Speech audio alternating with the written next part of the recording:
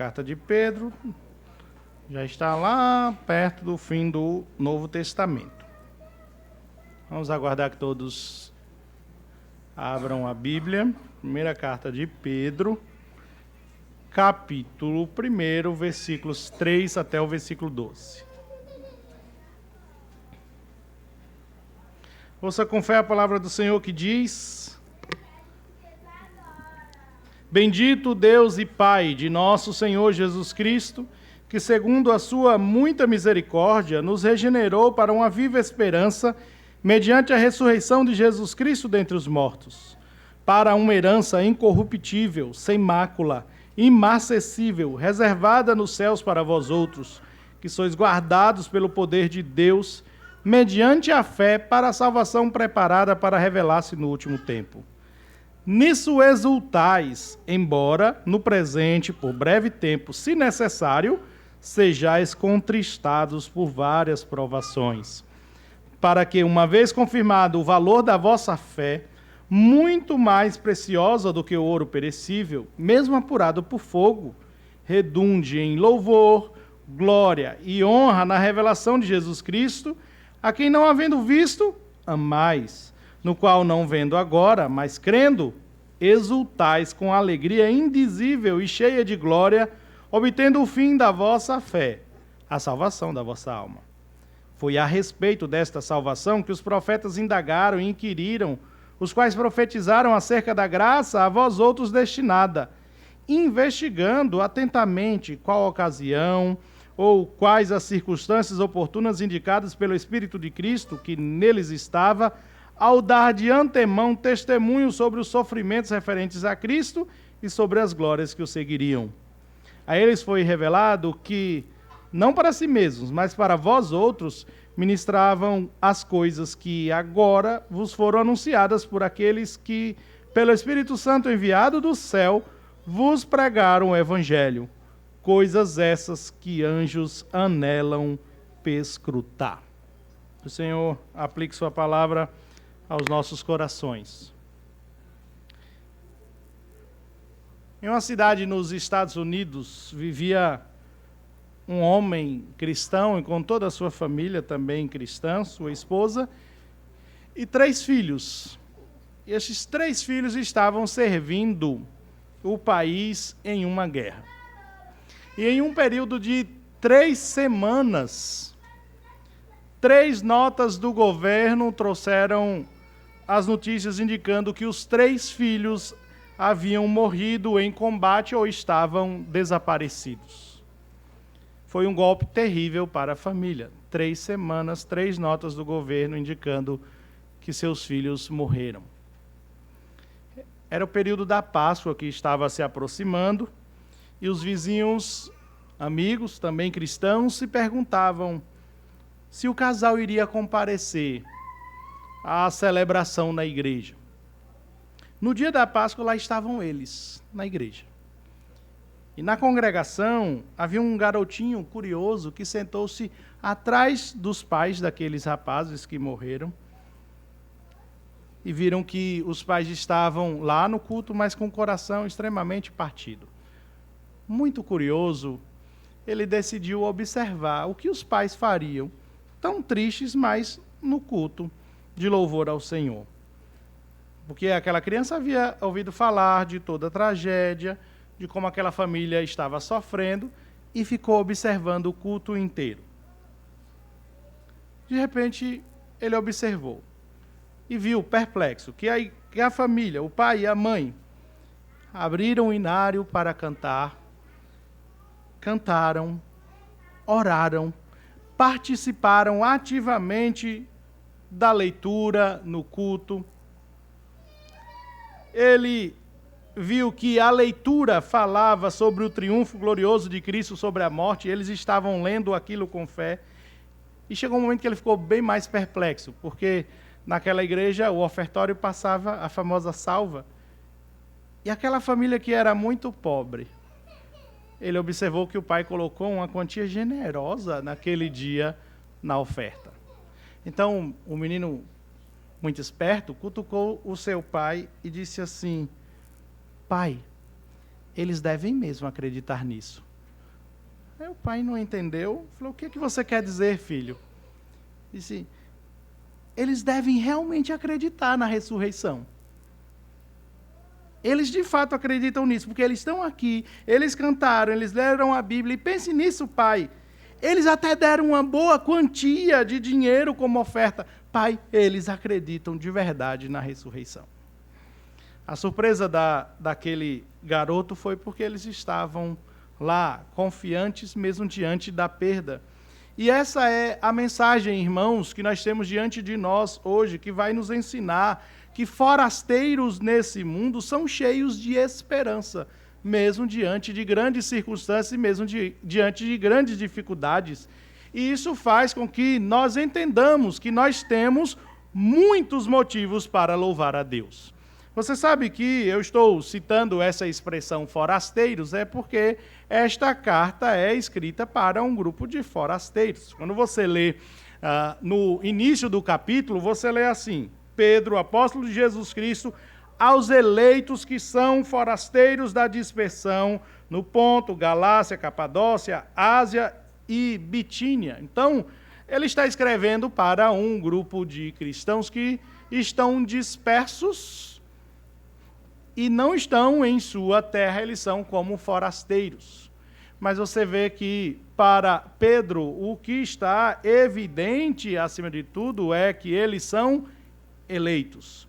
Quando nós observamos de maneira mais ampla, na verdade, ao direcionar aquela carta para aquele público específico, o Senhor também fala conosco, porque nós também somos forasteiros.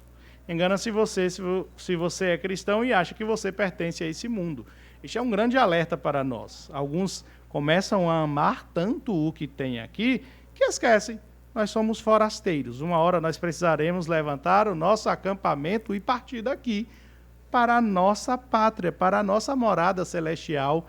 Nós não pertencemos a este mundo. Nós somos eleitos, forasteiros neste mundo com uma missão. E porque somos forasteiros aqui, nós estamos sujeitos a uma série de circunstâncias e dificuldades e também bênçãos. Engana-se quem diga que a vida de crente é um mar de rosas e você sempre estará diante de coisas boas, que nem o mal bate à sua porta ou algo parecido. Bate, a gente sabe. Desemprego, morte, doenças, todas elas batem à nossa porta. Mas há uma diferença para nós forasteiros. Todas essas circunstâncias, elas são usadas por Deus de alguma maneira para nos lembrar que nós não pertencemos a este mundo, a esses males que aqui estão. Nós estamos prestes a levantar o nosso acampamento e voltar para a nossa morada celestial. Então há, sim, motivos para louvar a Deus. E numa noite em que nós comemoramos mais um aniversário da UMP, há muitos motivos para louvar a Deus, mas os que Pedro elenca aqui, eles são extremamente importantes para a nossa caminhada como cristãos. Então, Pedro começa a carta falando sobre isso, falando que os forasteiros vivem nesse mundo corrompido, confiados no Deus da salvação. É como se o cristão fosse um peregrino, e os peregrinos deste mundo foram eleitos e vivem em conformidade com esta eleição. Esse é o ensinamento dele nos primeiros versos, versículo 1 e versículo 2. A partir do versículo 3, Pedro começa a nos dar motivos para louvar a Deus, nós que somos forasteiros. Por que eu estou dizendo que ele está falando sobre motivos para louvar a Deus? Porque logo nesta continuidade da carta, o que Pedro está fazendo, esse pequeno trecho que se inicia aqui, é o que em alguns lugares aí na sua Bíblia, talvez você já tenha encontrado um título chamado doxologia. Doxologia. E este trecho é uma doxologia. O que é uma doxologia? Doxologia é um hino de louvor. Esse termo, que parece complicado, né? Doxologia, é porque é um termo que vem da língua grega. Doxa é louvor, que se refere então à glória atribuída a Deus, e a outra palavra que completa é a palavra que vem de logos, que significa palavra, expressão de louvor, é uma doxologia. O que Pedro está fazendo aqui, então, é uma expressão de louvor. Por isso ele está rendendo graças, louvor a Deus, e ele vai expressar os motivos para este louvor. Que motivos são esses? Nós passaremos a estudar agora. Então, há motivos para o louvor dos forasteiros de Deus. Primeiro motivo, a viva esperança da vida eterna. Vamos ler o versículo 3? Pedro diz assim: Bendito Deus e Pai de nosso Senhor Jesus Cristo, que segundo a sua muita misericórdia, nos regenerou para uma viva esperança mediante a ressurreição de Jesus Cristo dentre os mortos. Viva a esperança da vida eterna, motivo de louvor para cada um de nós. Pedro está dizendo que nós nascemos de novo, regeneração. Nós nascemos de novo com um motivo, para uma esperança viva, uma esperança ativa. Não está falando, então, de uma esperança simples qualquer. Ele está tratando de algo inquebrantável, capaz de trazer conforto nas horas mais difíceis. E os crentes experimentam isso e devem dar louvor a Deus porque Ele nos proporciona isso. Uma viva esperança no meio de um mundo tão sem esperança e de tantos males, com tantas dificuldades e tantas coisas que nos assolam. Pedro não está falando isso por acaso. Ele diz qual é o motivo dessa esperança. Nós não estamos agarrados em qualquer coisa. Você pode ter certeza que é algo muito sólido. Ele diz que nos regenerou para uma viva esperança. Veja o texto. Mediante a ressurreição de Jesus Cristo. A base sólida da nossa esperança é o fato de que Cristo morreu, mas não ficou morto. Ele ressuscitou e vivo está. E esta é a nossa esperança. Irmãos, forasteiros que às vezes precisam sair do seu local para peregrinar, como nós estamos aqui nessa terra, geralmente eles não têm como levar o que adquiriu da terra na peregrinação. Geralmente não há nem tempo, dependendo da circunstância, para você levar tantas coisas. Especialmente em tempos de perseguição, forasteiros acabam saindo às pressas.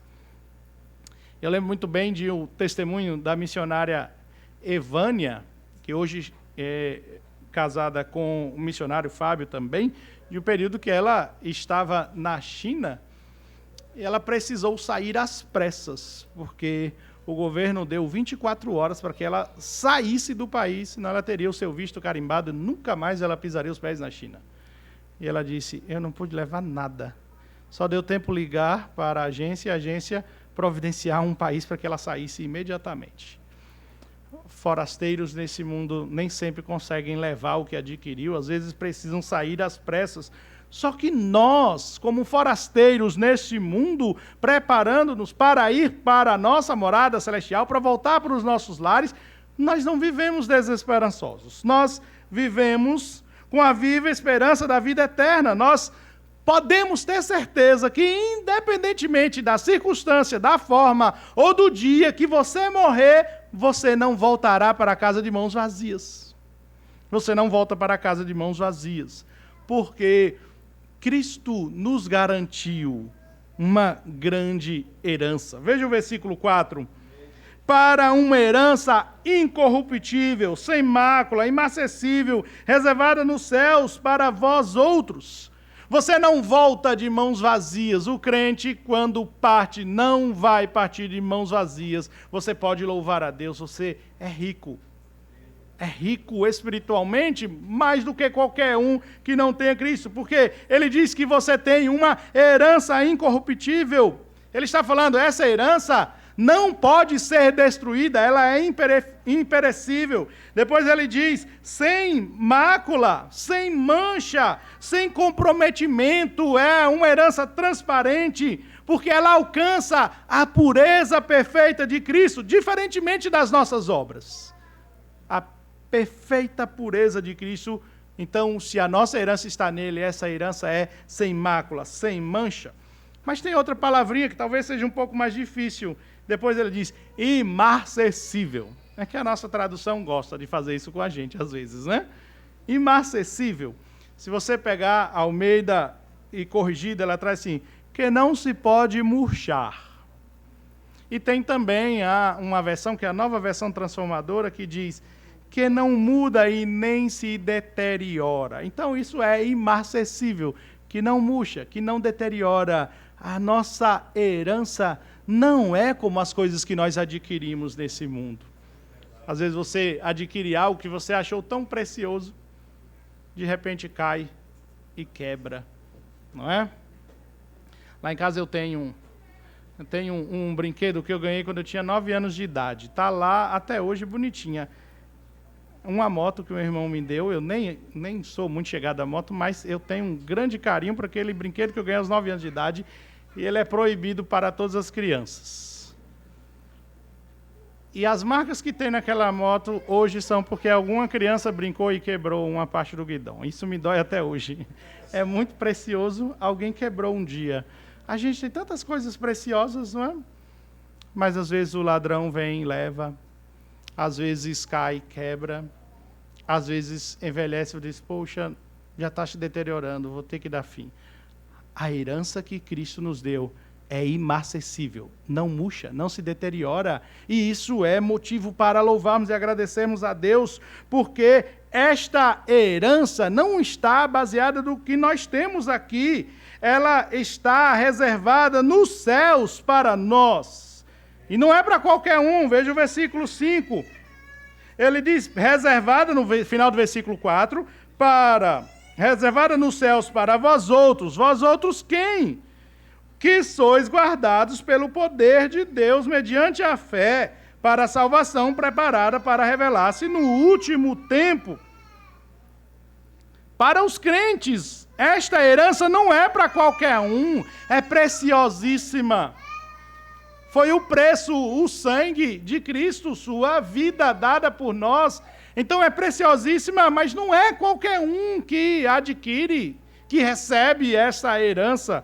Esta é uma herança que é guardada para os crentes, para aqueles que são guardados pelo poder de Deus. Há muita gente nesse mundo adquirindo tantas coisas, mas no final eles são pobres, porque eles não têm a principal herança, que é a que está reservada nos céus para aqueles que são de Cristo Jesus. Nós temos muitos motivos para louvar a Deus, porque tudo é muito seguro, é Deus quem guarda pelo seu poder, é Ele quem guarda a nossa herança para o grande dia final. Tudo isso, diz o texto, mediante a fé. A única coisa que nós exercemos também é dada por Deus, você se lembra, é mediante a fé. Efésios 2:8, porque pela graça sois salvos, mediante a fé, e isso não vem de vós, é dom de Deus. É para a salvação, preparada para revelar-se. E aqui nós nos perguntamos, mas não já estamos salvos? Por que ele está falando, apontando para o futuro? É porque as Escrituras falam de salvação de maneira presente na nossa vida em todos os tempos verbais. Então você sempre vai encontrar isso sendo citado em vários tempos verbais, porque essa é a realidade do crente. A constante perspectiva e alegria de experimentar algo já, mas ainda não plenamente. Você já é salvo, mas você ainda não experimenta todos os benefícios finais de uma salvação, porque você vai experimentar no último dia. E aí Sproul coloca assim, a Bíblia usa o verbo salvar em todos os tempos da língua grega. Há um sentido em que fomos salvos desde a fundação do mundo, estávamos sendo salvos, somos salvos e estamos sendo salvos. Mas, no fim das contas, todos nós seremos salvos quando entrarmos na plenitude da herança que nos foi reservada. Por isso que parece que ele está falando de algo que ainda vai acontecer. Você já é salvo. E isso já é muito bom, é motivo para louvar a Deus. Mas você tem muito mais motivos, porque isso que você sabe que é tão bom, você não tem ainda noção do quanto verdadeiramente é bom. Um dia nós experimentaremos isso. Um dia nós estaremos frente a frente com o nosso Senhor. Um dia nós veremos o nosso Senhor. Há motivos para o louvor da parte dos forasteiros. A primeira é a viva esperança da vida eterna. Depois ele elenca outro motivo. Agora é a firmeza e perseverança na fé dada por Deus. Irmãos, vamos nos lembrar que que Pedro está falando a esses irmãos e a nós da perspectiva de forasteiros, de quem não está na sua terra, de peregrinos, não estão em sua pátria. Por isso ele sabe que nesta peregrinação, ou a peregrinação, é na verdade uma coleção de coisas boas e de sofrimentos também. Os crentes também sofrem. Esta é a realidade. Os crentes também sofrem. Nós precisamos ter isso em mente. O caminho nem sempre é fácil. Talvez você está aqui nessa noite e está passando por um momento bem difícil. E você diz, mas eu sou crente, por que eu estou passando por isso? A vida nem sempre vai ser fácil. E esta é uma realidade bíblica. O próprio Jesus nos ensina sobre essa peregrinação. Ele diz, estreita é a porta e apertado o caminho que conduz para a vida. Não é isso que ele diz? Mateus capítulo 7, versículo 14. Você tem vários exemplos bíblicos para que você não se iluda. Jó estava vivendo sua vida para a glória de Deus, com todos aqueles elogios da parte de Deus. Viste o meu servo Jó, e ele era um grande exemplo de homem temente a Deus. Ele não se corrompia, se desviava do mal. Nós sabemos o que aconteceu na vida de Jó, né? Todo aquele percurso. Paulo passou pelos mesmos diversos sofrimentos na sua trajetória, sendo um grande missionário, fazendo a obra do Senhor, é apedrejado, é preso, humilhado tantas vezes. Pedro estava andando com Jesus e ouviu Jesus dizer assim, certa vez, Simão, Simão, eis que Satanás vos reclamou para vos peneirar como trigo. Ele disse, eu, porém, roguei por ti para que a tua fé não desfaleça. Se não é a intercessão de Cristo, nós estaríamos certamente perdidos. Porque muitas são as dificuldades que aparecem. Não dá para a gente dizer que só vive bem. Eu diria que se você não tem nenhuma dificuldadezinha aí, talvez você esteja com um grande problema. Porque todo mundo tem. Se tiver assim, fala com a gente, vê se a gente arruma um probleminha. Porque não é possível. Porque na peregrinação, você vai ter uma coleção de coisas boas e também circunstâncias difíceis. Mas como é que a gente vivencia tudo isso? Versículo 6. Ele diz assim, nisso exultais, embora no presente, por breve tempo, se necessário, sejais contristados por várias provações. Parece loucura, não é? Como é que eu enfrento essas dificuldades nessa peregrinação? Ele diz assim, nisso exultais, com exultação, com alegria, por causa da herança garantida e por causa da certeza de que aquele que guarda a nossa herança, nos guarda também. Ele está na nossa caminhada conosco nos momentos mais difíceis e nos momentos mais felizes também. Por isso que há um misto de sentimentos que o mundo não consegue entender que a gente passa. Sim, alegres e contristados. É o gosto que vem na nossa boca. O fruto do Espírito, a alegria, está presente mesmo em momentos de sofrimento. Esta madrugada bateu, por causa do Dia dos Pais, bateu aquela saudade do meu pai. E este é o sentimento. Dá aquela dorzinha no coração, saudade, e depois olho para este texto que eu iria pregar aqui e falo, mas há uma herança e há uma certeza para mim garantida. Não foi o fim. Ele só não está mais aqui conosco, mas está aguardando o grandioso dia em que finalmente nós estaremos juntos de novo. Coisa que só crente experimenta. O gosto na boca de sofrimento e alegria ao mesmo tempo, de louvor a Deus, porque esse Senhor nos ajuda na caminhada. Então, por que tantas provações? Versículo 7. Tem um motivo, né? Você não passa à toa suas provações. Ele diz assim, para que, uma vez confirmado o valor da vossa fé, muito mais preciosa do que ouro perecível, mesmo apurado por fogo, redunde em louvor, glória e honra na revelação de Jesus Cristo. Esta é uma carta de esperança e consolo, e Pedro está expressando isso ao dizer que as provações presentes são necessárias. Sproul chama elas de provações purificadoras. São necessárias. E ele chama de provações purificadoras porque Pedro traz o argumento falando do papel do ourives, que submete o ouro ao fogo para purificá-lo, para prepará-lo. Inclusive, nessa mesma carta, no capítulo 4, versículo 12, ele escreve assim: Amados, não estranheis o fogo ardente que surge no meio de vós, destinado a provar-vos, como se alguma coisa extraordinária vos estivesse acontecendo. Pelo contrário, aí de novo ele lembra: alegrai-vos na medida em que sois coparticipantes dos sofrimentos de Cristo, para que também na revelação de sua glória vos alegreis exultando. Provações purificadoras, como o ourives que trabalha o ouro naquela temperatura altíssima a fim de purificá-la. Deus está fazendo isso conosco em nossas provações diárias.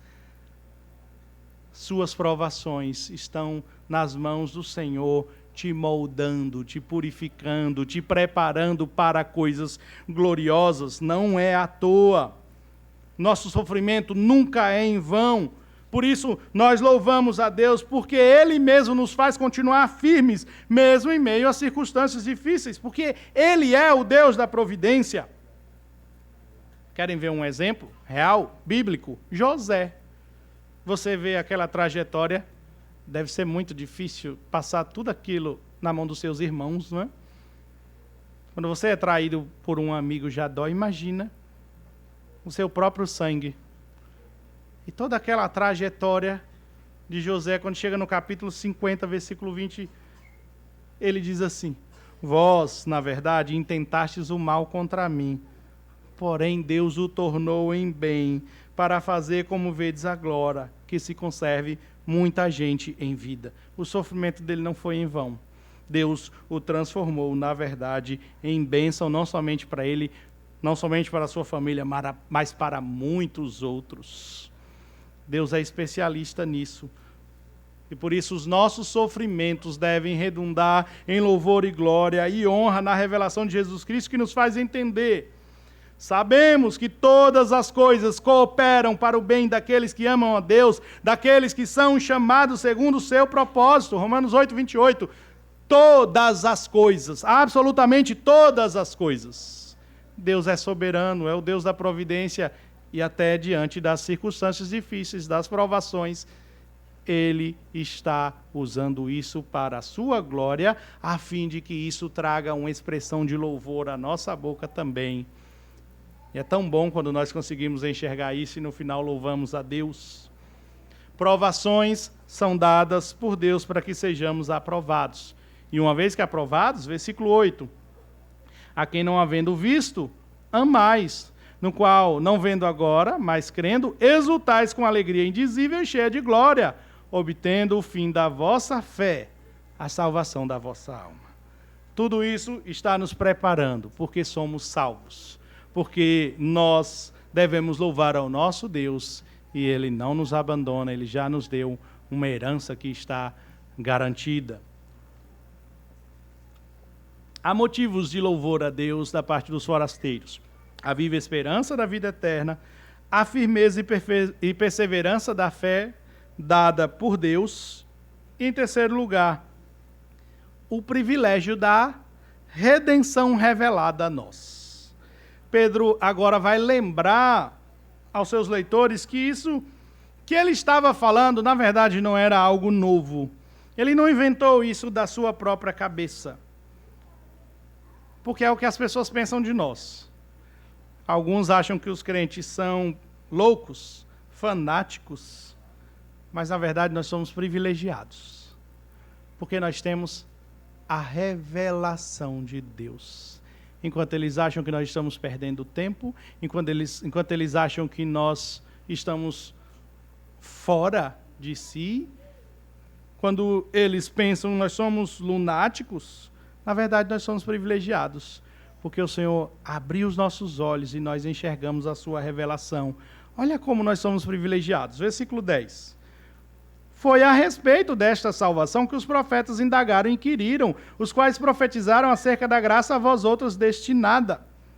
investigando atentamente qual a ocasião ou quais circunstâncias oportunas indicadas pelo Espírito de Cristo, que neles estava, ao dar de antemão testemunho sobre os sofrimentos referentes a Cristo e sobre as glórias que os seguiriam. Os profetas indagaram, investigaram, porque eles sabiam que isso verdadeiramente aconteceria, tudo que estava sendo dito, tudo que estava sendo profetizado. Mas eles não sabiam quando. Eles sabiam sim que um dia o Cristo sofreria e esse sofrimento traria muita bênção e glória. Por isso eles investigaram e indagaram todas essas profecias, todas essas revelações, tudo isso que o Senhor dos Exércitos manda dizer. Quando será isso? Versículo 12. A eles foi revelado que, não para si mesmos, mas para vós outros, ministravam as coisas que agora vos foram anunciadas por aquele que, pelo Espírito Santo enviado do céu, vos pregaram o Evangelho, coisas essas que os anjos anelam perscrutar. Olha, Joel, Isaías, Jeremias, todos eles profetizaram. Mas nós temos o privilégio de conhecer a revelação realizada.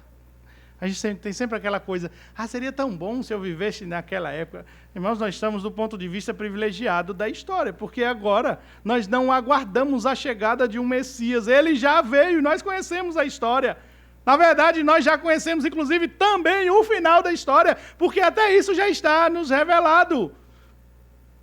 Os profetas indagaram, investigaram, nós somos privilegiados, nós estamos num ponto de vista que conhecemos, e porque conhecemos, temos a viva esperança e devemos ter a certeza, tudo isso é real. A obra cumprida em Cristo, nós sabemos que todos aqueles atos do Antigo Testamento, todo aquele derramamento de sangue apontava para o derramamento do sangue de Cristo, toda a aliança, todo o testamento que Deus preparou foi sacramentado para nós, porque o testador já morreu. Nós temos acesso a essa herança, por isso nós devemos render glórias a Deus, porque nós não somente conhecemos, como nós já experimentamos a obra da salvação, e este é um privilégio único para pessoas redimidas. Note que Pedro também diz assim, coisas essas que os anjos anelam perscrutar. Eles desejam investigar também as profundezas e as riquezas do Evangelho. E eles reagem ao ver isso se tornando real na vida de uma pessoa. Imagina, é isso que os anjos fazem. Quer ver? Lucas 15:10. Eu vos afirmo de igual modo, há júbilo diante dos anjos de Deus por um pecador que se arrepende. A salvação de um pecador arrependido não é uma coisa muito simples. Este mistério, essa coisa tão gloriosa que alcançou a mim e a você, e se você de repente não foi alcançado por isso, minha oração é para que o Senhor abra o seu coração e você também encontre esse caminho da salvação, porque é assim que os anjos reagem diante de tamanha glória. Deus salvando pecadores. Esta coisa tão profunda, os anjos anelam perscrutar. E quando eles veem que acontece, eles fazem festa. Tem uma irmã lá em Mussurunga, uma jovem que, se assim Deus permitir, ela vai professar a sua fé e receber o batismo. Então ela é uma nova convertida. E hoje eu estava conversando com ela, perguntando se era isso que ela queria e por que ela queria. E ao responder satisfatoriamente, eu fiquei muito feliz. E aí eu falei, então nós vamos fazer uma festa. Aí o tio dela falou assim, na terra e no céu, né, pastor? Porque é isso que os anjos fazem. O texto diz, a redenção nos alcançou, nos foi revelada, e isso é motivo para glorificar a Deus. Há motivos, irmãos, para louvar mesmo diante das circunstâncias difíceis. A sua dor, o seu sofrimento não é em vão. Deus está trabalhando e forjando o seu coração para coisas muito melhores do que você pode imaginar. E os motivos são a viva esperança da vida eterna, a firmeza e a perseverança da fé dada por Deus para que você persevere aqui, e o privilégio, porque você já sabe que a redenção, o resgate já foi feito. Nós só aguardamos o retorno glorioso do nosso Senhor para vermos esta obra finalmente completa e nós não teremos mais efeitos do pecado. Então o que se espera de nós? O que se espera desses jovens desta UMP e de toda a igreja? Primeiro, gratidão. E gratidão não se expressa só dizendo assim, obrigado. Gratidão ao Senhor se expressa com uma vida de louvor e reconhecimento a Ele por causa da vida eterna. É com as nossas vidas, não é somente dizendo obrigado. É com as nossas vidas que nós agradecemos a Deus, nós louvamos a Deus, porque uma vida foi dada para que nós tivéssemos a nossa garantida. Eu sempre lembro, você deveria morrer, eu deveria morrer, mas Cristo nos substituiu. Então, agradeça, louve ao Senhor com a sua própria vida, reconheça o valor que tem a vida eterna. É desesperador ver pessoas caminhando a passos largos para o inferno, quando nós sabemos que ele existe. Por isso, nosso primeiro ato é de louvor e exaltação ao Senhor, porque poderia ser qualquer um de nós também a passos largos do inferno. Mas o Senhor nos resgatou e disse, você é meu, propriedade exclusiva minha, e fez com que você fizesse o retorno, a conversão, e agora você arrependido pode viver para a glória dele, aguardando todas essas bênçãos. Isto é real, irmãos. Aquele homem estava na cruz, no seu último instante ele ouviu, ainda hoje estarás comigo no paraíso. É como se ele, lá da cruz, ele dissesse assim, ufa, foi por um triz. Você não precisa passar por isso, né? Você está com muitas oportunidades de gastar a sua vida para Deus, louvando e exaltando o nome dEle. Então reconheça, tenha uma vida diligente, mesmo em meio aos sofrimentos e provações momentâneas. É a canção que diz, toda dor é por enquanto. Para os crentes é. Toda dor é por enquanto. Eu sei que dói. Quando as coisas ruins chegam na nossa vida, doem. Mas a promessa do Senhor é por enquanto. Aguenta mais um pouquinho. Para nós, a dor não é eterna, o sofrimento não é eterno. Não desperdice sua dor. Use para aproximar-se mais do Senhor e ser forjado por Ele. Você vai perceber que você sairá desta circunstância mais forte para louvar ao Senhor. Mas quando você não tiver mais forças, também entregue-se completamente, renda-se, diga, Senhor, não tenho mais forças. O Senhor é a nossa força, é o que a Bíblia diz. Ele é a nossa força. Nós não estamos desamparados. Por isso, tenha uma vida diligente, mesmo em meio aos sofrimentos e às provações momentâneas. E uma vez que nós reconhecemos isso, estamos então usando dessas circunstâncias para o louvor e a glória do Senhor, aí não vamos ser egoístas, né? Nós temos algo tão precioso, nós não vamos fazer isso com cada um de nós. Tinha um professor que, uma vez ele me chamou e falou assim, por que você fez isso? Eu descobri um livro que era muito bom para a gente trabalhar, um conteúdo lá. E o que eu fiz? Eu espalhei para os meus colegas, falei, olha, esse é muito bom. Aí o professor falou, professor, eu discordo do senhor. Ele falou assim, não faça isso. Usa, coloca aí uma capa diferente, ninguém vai saber, e depois você entrega para eles. Eu falei assim, não, isso é tão bom que eu quero que eles também usem, porque eu quero que todos eles também alcancem o mesmo objetivo. A gente quer passar na matéria e a gente quer material bom, então vamos compartilhar. Tem pessoas que, quando tem algo bom, eles escondem, né? Egoísmo. Se é tão bom, por que não compartilhar? Se você entende que a salvação é algo muito bom, você deveria compartilhar com os outros também o Evangelho. Desesperadamente, para que essas pessoas também cheguem ao pleno conhecimento. Não há outra forma, irmãos. O que o Senhor deixou para cada um de nós foi a pregação.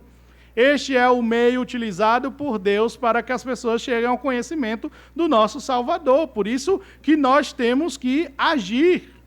Nós também temos que ser pequenos missionários onde quer que nós estejamos. As pessoas querem ir para longe, mas está cheio de perdidos do seu lado.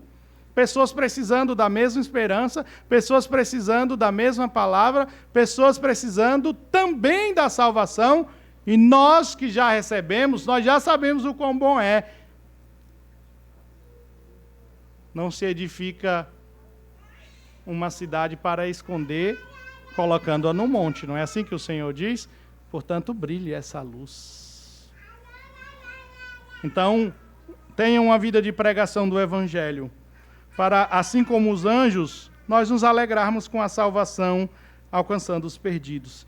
E eu espero que todos possam, de alguma forma, olhar para cada um de nós que cremos em Jesus Cristo, e assim como aquela criança fez naquele dia, que eu disse no início do sermão, olhe para mim, para você e diga, eles devem mesmo acreditar nisso. As pessoas precisam olhar para nós e enxergar, eles acreditam de verdade nisso. Que o Senhor aplique sua palavra aos nossos corações, que como forasteiros estejamos preparados para a nossa morada celestial. Deus abençoe a vida de cada um de vocês, irmãos.